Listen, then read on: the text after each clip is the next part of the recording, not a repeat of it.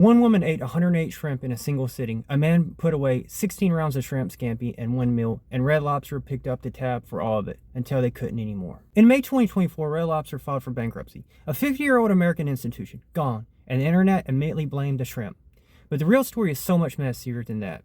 Let's go back to 2023. Red Lobster was already struggling. Customer counts had dropped 30% since 2019. Inflation was crushing their cause, and they needed a lifeline. So they took their endless shrimp promotion, which had worked fine as a limited time deal for 20 years, and made it permanent.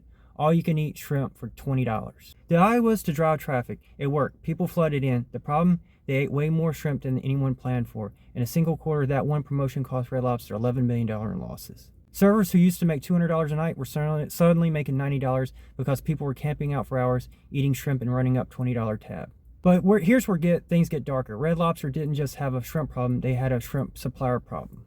A company called Thai Union, one of the world's biggest seafood distributors, had quietly buying up into Red Lobster since 2016. 2020, they were a majority shareholder, and once they had control, they allegedly pushed out Red Lobster's other shrimp suppliers, giving themselves exclusive deal. More shrimp orders from Red Lobsters meant more revenue for Thai Union, even as Red Lobster was bleeding money on the promotion. Red Lobster, on bankruptcy filing, accused the Thai Union of undue influence over their shrimp purchase decisions.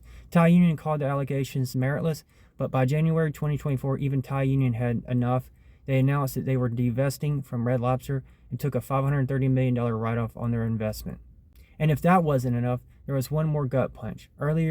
Years earlier, Red Lobster had sold off their buildings, their restaurants, operated and leased them back. It seemed like a smart way to raise cash at the time, but it locked them into expensive long-term leases they couldn't escape, even as sales supply collapsed. So when you add it all up, decades of underinvestment, a supplier that may have been playing both sides, punishing leases obligations, and customer base that was aging out, and yes, an $11 million shrimp disaster, Red Lobster never stood a chance. They filed for Chapter 11 with $300 million in debt and closed over 100 locations overnight. Employees showed up to work Mother's Day, one of the biggest days in the restaurant calendar, and woke up the next morning to find their locations had been padlocked. Wild ending, Red Lobster emerged from bankruptcy later in 2024 under new leadership, and as early as 2026, they are actually considering bringing endless shrimp back, this time as a limited promotion. The lesson here isn't that free shrimp bankrupted a restaurant, is that when a supplier becomes your owner, when you sell your real estate to pay short-term bills, and when you ignore declining brand for a decade, eventually the shrimp is just the thing that breaks you.